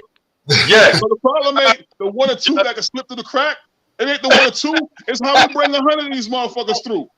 Very different. Very, very, very different. It's gonna be a different game, bro. Total different. It's a total different thing when you gotta mathematics. And that's what I'm talking about. I'm saying I got to bring 1,000. I got to bring 10,000 of them through. It's a different mathematics. And that's why it's okay. They love to have 1 or 2 skip through because they can say, "Oh, look at him. Why you don't be like him?" Wow. It's a whole bunch of other different things going on over here that can make the difference. And I think that when you are that way, when you don't allow yourself to say, "Okay, it's just about me and I'm moving through and I'm just taking care of myself," I think what happens is you become sensitive to some circumstances that is really, really impacting that other person. And it says, okay, you know what? I'm going to take it a little bit. In fact, like, cuz when you be doing your workouts, you do your workouts with your wife, you have to change the workout based on if you're doing it with her and trying to stay with her than what you do it for yourself. That's very true. different. Very different. You understand what I'm saying? So it's a whole different mathematics, and your understanding will be very, very different if you only understood it by what was applied to you. That's a fact, yo. That's crazy that you saying that too, because at the end of the day, you know me, I do my clothes and stuff like that, right? So, and me, I'm a person where that I share my craft. Like, where you got your clothes at, bro? Huh? Where you got your stuff at, on IG? Well, I just do it. I ain't gonna lie to you. I'm working 2 jobs right now, so that's like a real on the back burner type thing. But I'm still making designs and still doing things where that I gotta do stuff. But what Justice was just saying made a lot of sense, because when I'm doing my thing with the clothes, right? I be doing that, and I love to share my craft. And I be like, yo, one guy came, one boy, like one of my guys, he came to me, he said, yo, I got my brethren, he wanna know. I was like, word? Just send him. Give him my number. Gave him my number and thing. He called me, yo, Don. And this is a guy with money. He got rent. So it wasn't no problem for him to go buy the equipment and stuff like that. You know what I mean? So I took him, and I didn't know this guy from nowhere. I didn't know him from nowhere, y'all. Right? Mm-hmm. Now, I took him to the spot. He was like, "Yo, Dread, nobody." I said, "Yeah, this is what we gotta do for one another. If we do this right here for one another, we'll be the best things on planet Earth, bro. We'll be the best." And that's what you were just saying, Justice. I'm like, damn. I love talking to you, Just. I ain't gonna lie to you. Yo, we do this all the time. That's why I love it. Yeah, we agree to disagree, like a fist punching the ground. You think what I'm saying? Yeah. Love it. Yo, Rob, remember that time? Remember that time we were paintballing in the snow? Remember that time, bro? Yo, that was one of the illest. To me, that was one of the illest paintball times because it was who was there? There was only like 5 or 6 of us. I remember, and I remember it was empty, and I remember like you can see your opponent. But we couldn't just run down because it was empty. You could get clapped, so we kept circling. We was like stalkers. You guys put me onto the paintball shit so heavy. Whereas that was my #1 recreation one summer, bro. Yeah. For a couple of summers though, yo, remember the time when dudes took the castle the first time at I remember the first time. The first time we went with the whole hood. I remember everybody was there, and we was like, yo, y'all want to go to the castle? We went to the castle, and windows and shit. I'll explain it to you. It's a castle, right? Like a castle, there's mad maps there, different little things you can do, right? But then it's a castle, and in the castle was empty. It was a real castle. It was built like with walls, like a castle. And this is where you go and get it on. But since it was like 50 of us, they was like, yo, y'all can go against these other dudes out there. And it was like, it was like some white dudes that they had the ratties. They was nice. Son, niggas somebody had on the patent of the Pradas. Like, this is how niggas was out here. He wasn't out there with dudes. It was like a ragtag crew. Yo, listen to me, son. Listen to me closely. We was on the field. They said, yo, these niggas was in the castle. We had to take the flag from the middle of the fucking castle with all these dudes with their guns facing out the castle.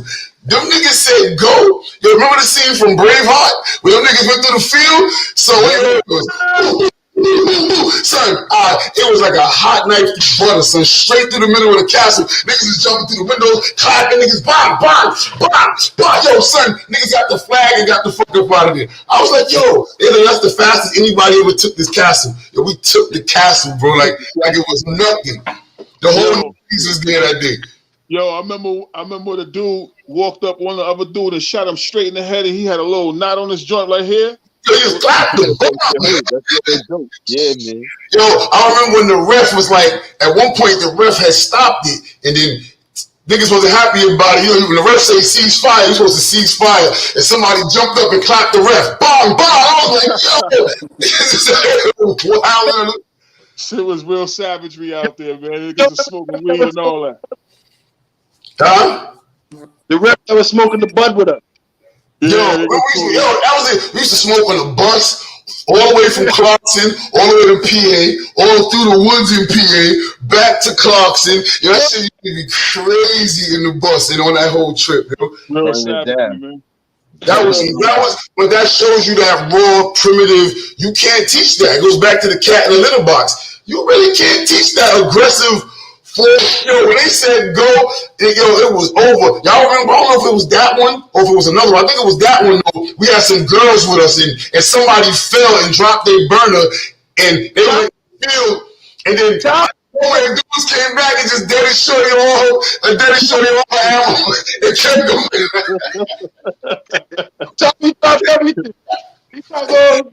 Remember Johnny P? God bless his soul. Johnny died. Remember Johnny that came with us? Yeah. He passed away or whatever. But yeah, man, he dropped all his shit too. I was like, yo, what you doing? What you doing? You hold me down. What you doing? He was right behind everything. I was like, what the fuck? And this had to go.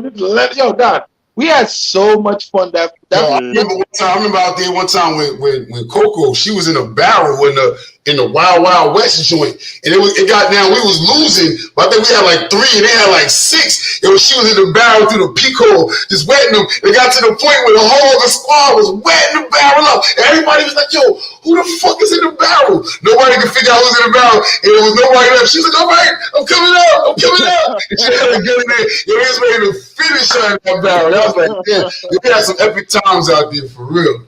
Yeah. Times and shit. But you can't teach that though. You can't. You really can't teach that. Like you that's that primitive, move forward, aggressive thing.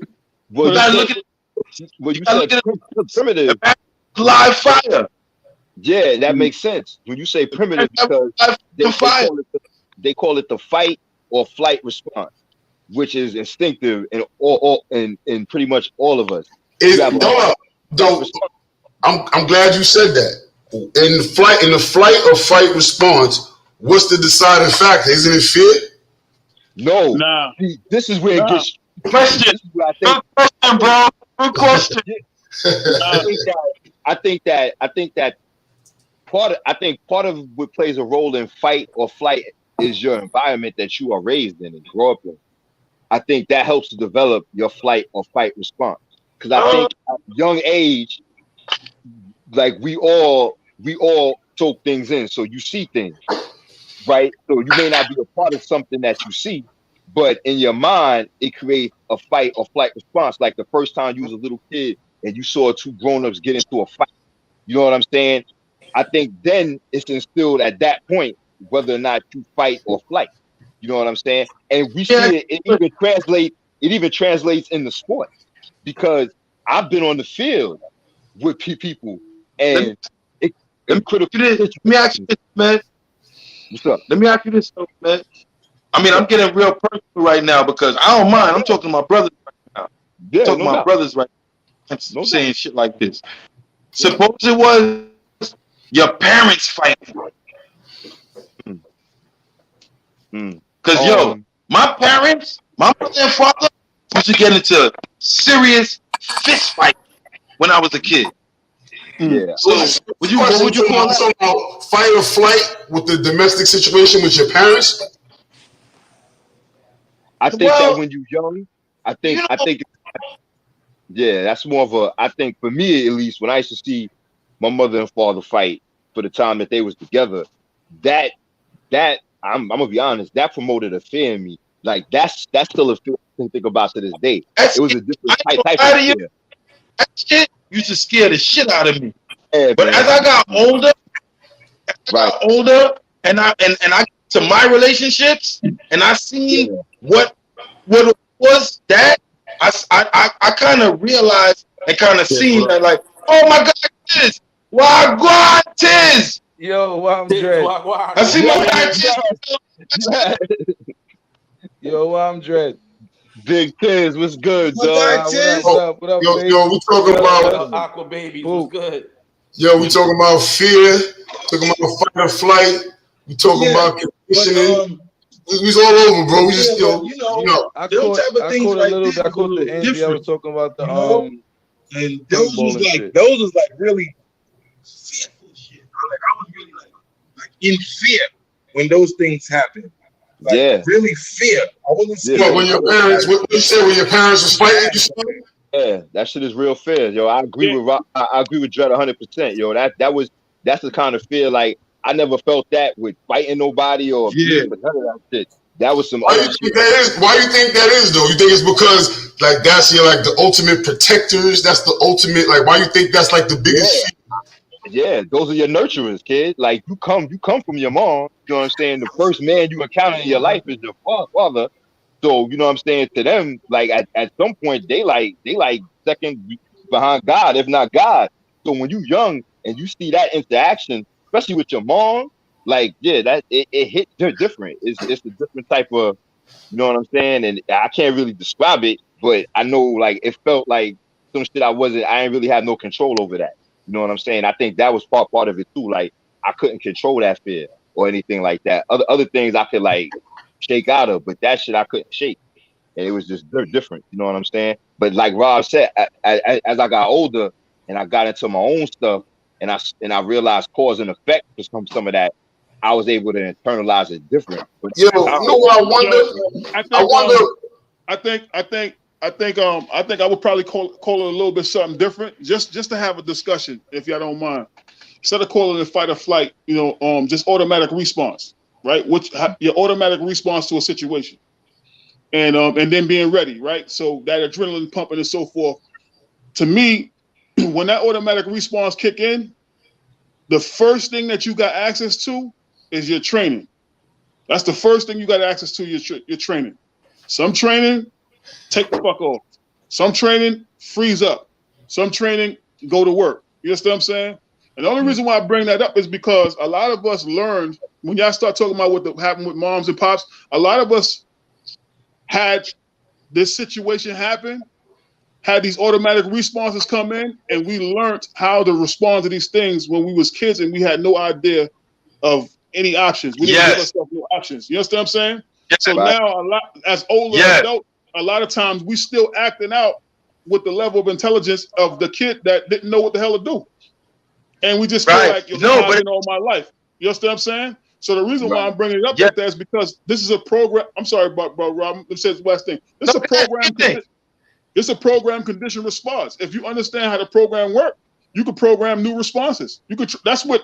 Like the brother said, basketball. You understand what I'm saying? You don't go to the game and just try to create something on the floor. You train and you practice that all the time. You put yourself in these situations so that when the situation happens, the same thing. It's so many minutes on the clock. It's do or die. Okay, this is how I'm going to fight based on techniques that I condition, I train myself. And I think that's an opportunity a lot of people miss because they don't realize that you can program this shit in and you can program it out. It's different than the animal. An animal can't really program it in and out. They just got to do whatever they species said they can do. We can train out. You know what I'm saying? We can train ourselves to do shit different. Now, most of us do stuff way different than we did when we was 14 or 20 or certain things like that. You understand what I'm saying? And that's what has to be there. That's what we do as parents when we look at our kids and we see certain things that they dealing with, and we say, okay, you know what? I know he's gonna need this skill set, so let me go ahead and rehearse this with him, rehearse it with him to his first his instinct. And the something happen, boom, that's the reaction you're gonna get. Yeah. But only reason why I really kind of brought that up, was because that's kind of like that was like the kind of like the ultimate mental thing that's gonna fuck with you, guys. Parents. You know what I mean? You see them going through shit like that. That's gonna fix you in a way where that you're like, damn, like it's gonna make you, as you grow older, you gotta kind of figure out what was going on then, what's going on with you now. When you start dealing with a person. So that's all kind of the only reason why I said that thing. But at the end of the day, that shit right there was rough. Was really rough. For me, seeing my pops cry was the fucking most damaging stuff. Right. That was like, man in your world, right? Why do you think that is though? It fucked me up to right now. Why do you think that is though? Like the first time or the earlier time? Early because I didn't see it coming. But you didn't think that it happened. You think it was wrong. You thought it was something that was off. Like you remember, I just never seen my pops cry before. And then the moment that it happened, it was very it was like this. Exactly. I know exactly where you're coming from, homie. Because he's super. The first time, I'm telling y'all some shit. Since we just talking, I know this is live and shit. But the first time I saw my pops cry is when he found like something, him and my mom's. I'm going too far with this. I ain't fucking with y'all. Nah, go for it. Now, I'm pulling back. It's real. I'm pulling back. Nah, fuck y'all. This ain't therapy. What we was talking about before? Monkeys? He still go too far with this. My pops might be watching this. I don't want no problem. Stop. Seriously, seeing my pops cry, that was the first thing that fucked me up. Yo, at the end of the day, Dad is Superman, bro. And Mom is Superman. So it's like when you see stuff like that, you don't even think they got a tear that's gonna drop out their eye. They don't have that. You know what I'm saying? So it's like you be like, when you see shit like that, okay, cool. Tiz, Todd, y'all know my father. Y'all know the dread. So it's like when I see him, and then if I ever see him, and I never ever seen him in that situation before. So if I do, oh God, you already know how I'm gonna give it up. But let me ask you this: you said your pops and all that is superheroes and all that, right? And what is, you don't see him cry, so you see the cry that hurt. What are some of the things that we've seen that make them that superhero? Like, because what they do other than just go to work, just be a solid dude. Like, what just some of the things that I could just give you maybe like 2 things. That's all we need. Simple things. That's all we need. Okay, growing up in the 90s. Listen. Just growing up in the 90s, and you got a father that's bubbling. And everybody know that's your dad. Come on, bro. That's the best thing ever. That was the best thing ever. I mean, I didn't have to do anything. They just know that's my father. Oh, Juba, your dad. Oh, that was it. That was it. I'm not gonna lie to you. I'm gonna keep it 1,000. I got everything. Everything that I got from my father. How early you was burning, Rob? I didn't do nothing. Huh? Yo, Dre, how long since you was burning? From what age?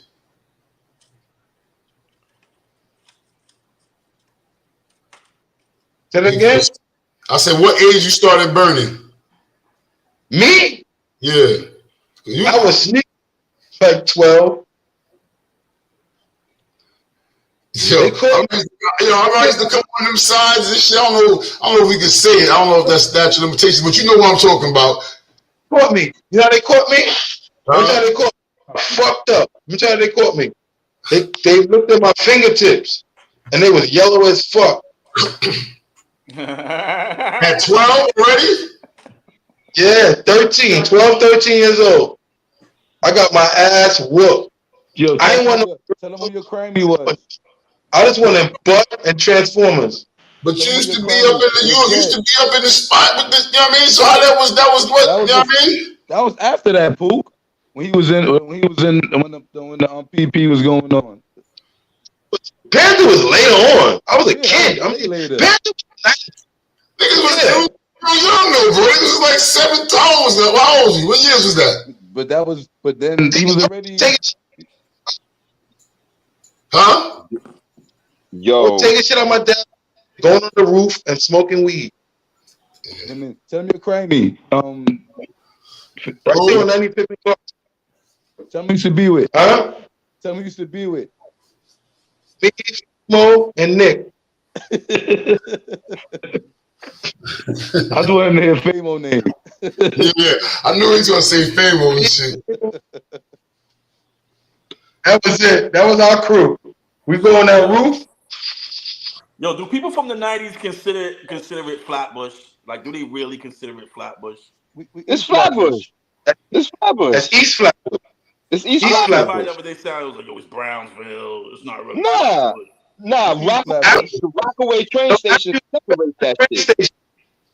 No, after you get back, we could be kind of Brownsville. We got Brownsville zip code. So that's the only thing. They got the Brownsville zip code, but it's still zip code is ill low. So if you look at it just by zip code, what's Brownsville office is in Brownsville too, though. So yeah, but I mean, if you look at it like that, the Crown Heights post office, the post office on not on Bristol, but that's the Brownsville post office for 11212. But the one on what's that one over there? I forgot. Oh, St. John's. That shit covered Brownsville too. But so would that make the people that they deliver to Crown Heights? The post office in Crown Heights. I know, but that post office delivers to the Ville. That shit delivers straight up to St. John's. St. John's is straight up the hill, right there. Yeah. Straight up St. John's, you got the all that Eastern Parkway, all that. We in the middle. It's over there. I didn't know it delivers over there. We on a cusp. Yeah, that's definitely. That's why my face was asking, because which way do the hood say it go? Oh, hold on. I always say, like the train station separated. You can even say Brookdale too, if you want to put that into it. You know what I'm saying? But yeah, that shit is all Flatbush, man. What about Wingate? What about Wingate Park? Wingate Park? No, that's you can say Crown Heights, I guess. Wingate. What's that area? That's what I'm saying. We run that though. I don't know. Is that in their zip code? Is that a Flatbush thing? That's not like Empire where we ran that. Crown Heights did their thing in there too. No disrespect to Crown Heights, but Heights got part of that. I feel like I would say that's the Heights then. Yeah, that's clearly that's more the Heights. That's definitely their shit. Like that's in the Heights. Empire Skating Ring was in the Heights. Once you get to Empire, that's the. Still is considered Flatbush. No, I consider Empire Roller Ring Flatbush. That shit right off of Flatbush and Empire. But nah, we don't go past. It depends on what you're talking. But we don't go all that Sterling and Sterling and Sterling and all that down there. That's not Flatbush, bro. Nah, like Tish said, Ebbets Field is on the cusp. Empire's the clear divided line, man. Crown Heights, that's Ebbets Field is Crown Heights, clearly Crown Heights. Maybe old Flatbush back in the days. The dudes who live in Ebbets Field call it Flatbush. They call that Flatbush now? Yeah, all the gang members, the folks. Yeah, that's what they call it. They call it Flatbush. Yeah, that shit is Flatbush. Yeah. Right there. Well, if you think about it, it's literally right behind the Botanical Gardens, right? Listen to me.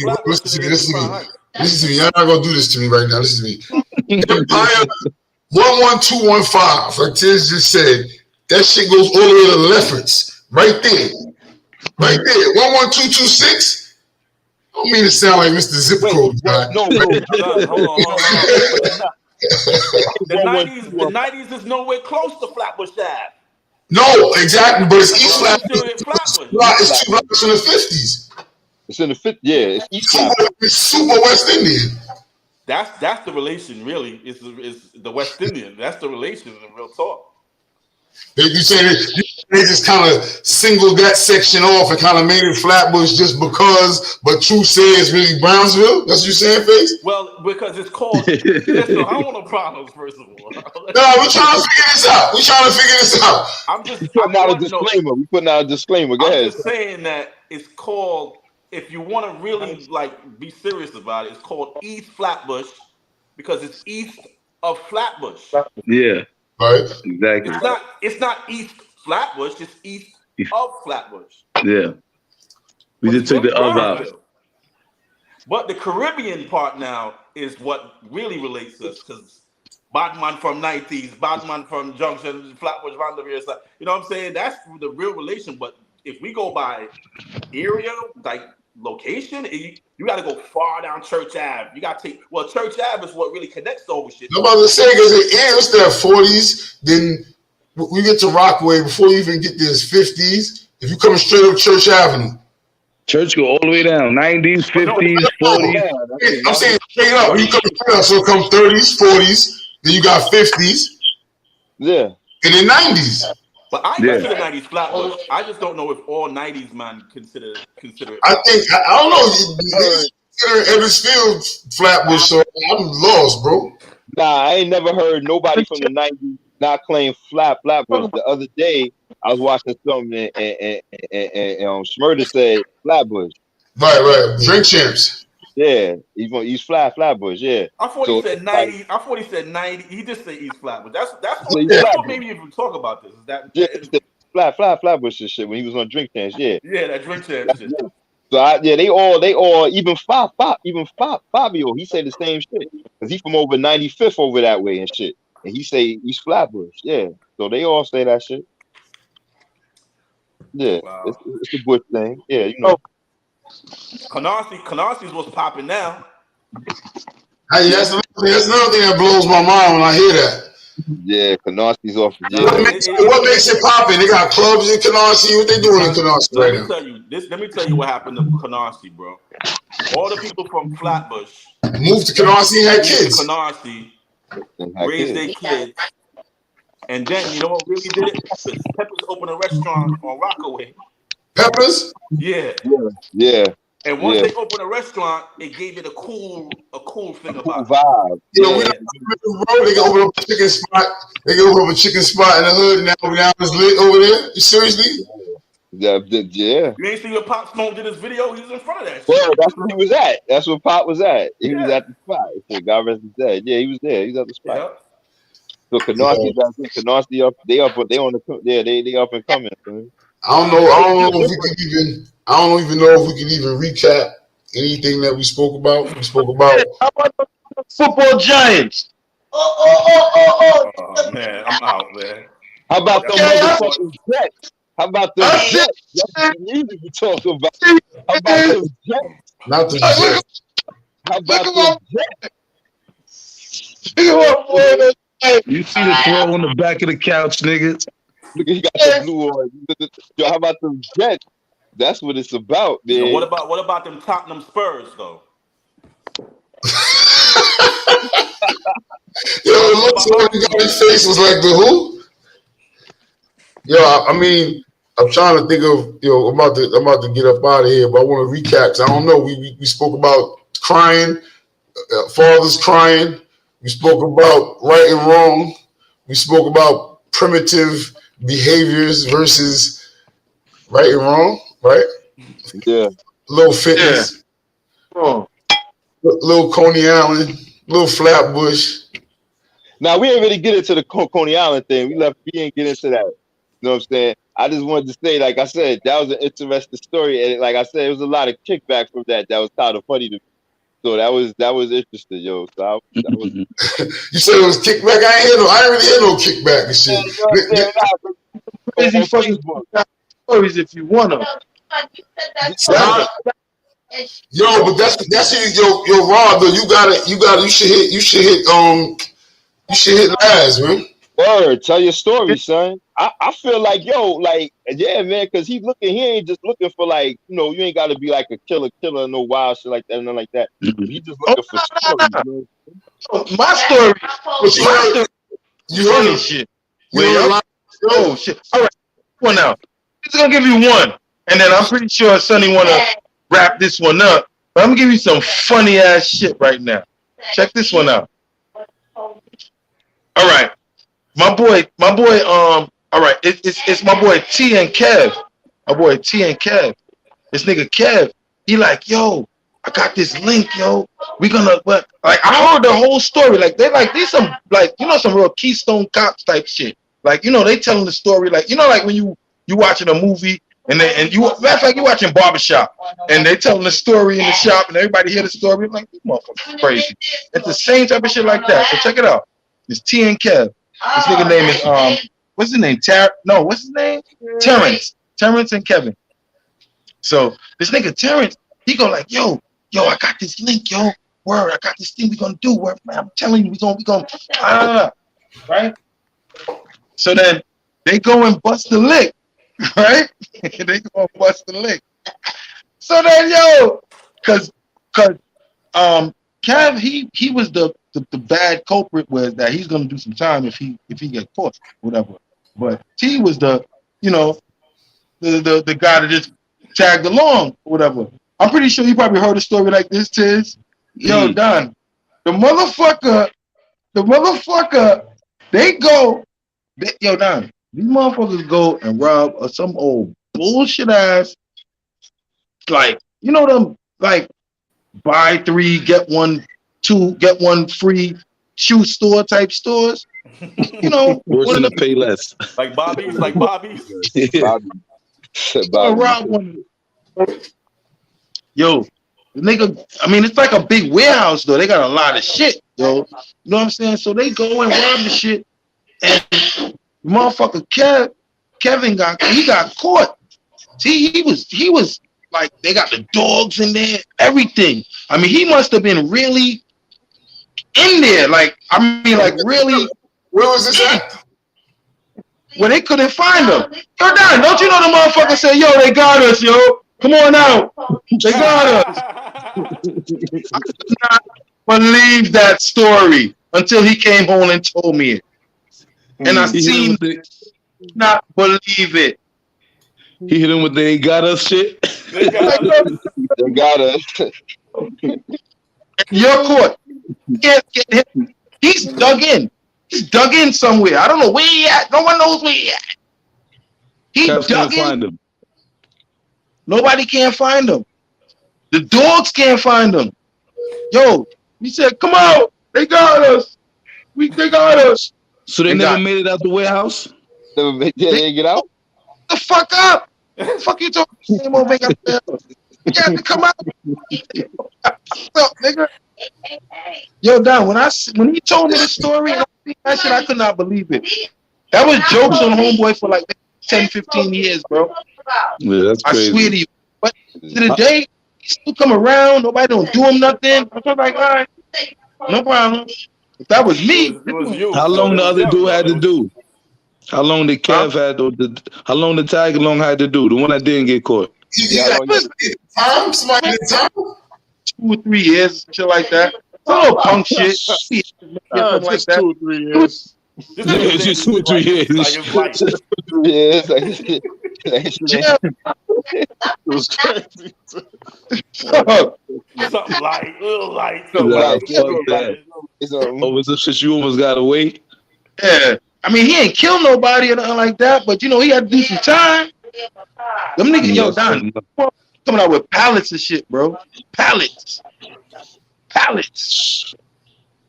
That's it. Oh, shit. Self in or whatever. Motherfucker, they got her. I was like, oh shit, yo. Bad boy too. This nigga, you can't talk to him, bro. You come and say some wild shit to him, he gonna want to try to punch you in the face. But you bring this shit like you're done. You tell a nigga, tell him out, they got us. Like, this is a bad boy. Like, Yeah, you can't say nothing no more. Can't say nothing. Yo, these Koniana niggas is funny, bro. If you get around them and you they're funny, bro. They funny as fuck. They're like out of towners, bro. They're not like 90s Mondo. They put a lot of nice buildings over there in Coney Island, though. They put some nice buildings over there in Coney Island now. Shit, state of the art. Yeah, state of the art. I tried to tell them 10 years ago that Whitey was coming. Everybody 10 years ago, bro. 20 years ago, bro. I said, yo, Whitey see that there's people that got oceanfront property. But yeah, exactly. The only oceanfront property on the East Coast that's going like that. You can see the water from people's terrace. My aunt, that used to be amazing. Homegirl's crib. I went to one of my homegirl crib in one of them brand new buildings, right? Went in there, yo, her balcony is big as a goddamn room. I was like, yo, if my mom's had this fucking apartment right now, she would retire. She would have fucking. She would have retired when she get hit with that HOA fee they got going on over there, the condo fee, and association fees, and all that other shit. Yo, I'm out of here, y'all. My camera tripping. I don't know what the fuck is going on right now. Yeah, so I gotta get up out of here too, man. All right, later, y'all. Good morning, come early. Don't nobody twist face. You can't twist face arm right now. He's like, all right, y'all, later. I'm out. Later. I'm about to get out of here. Guys, man.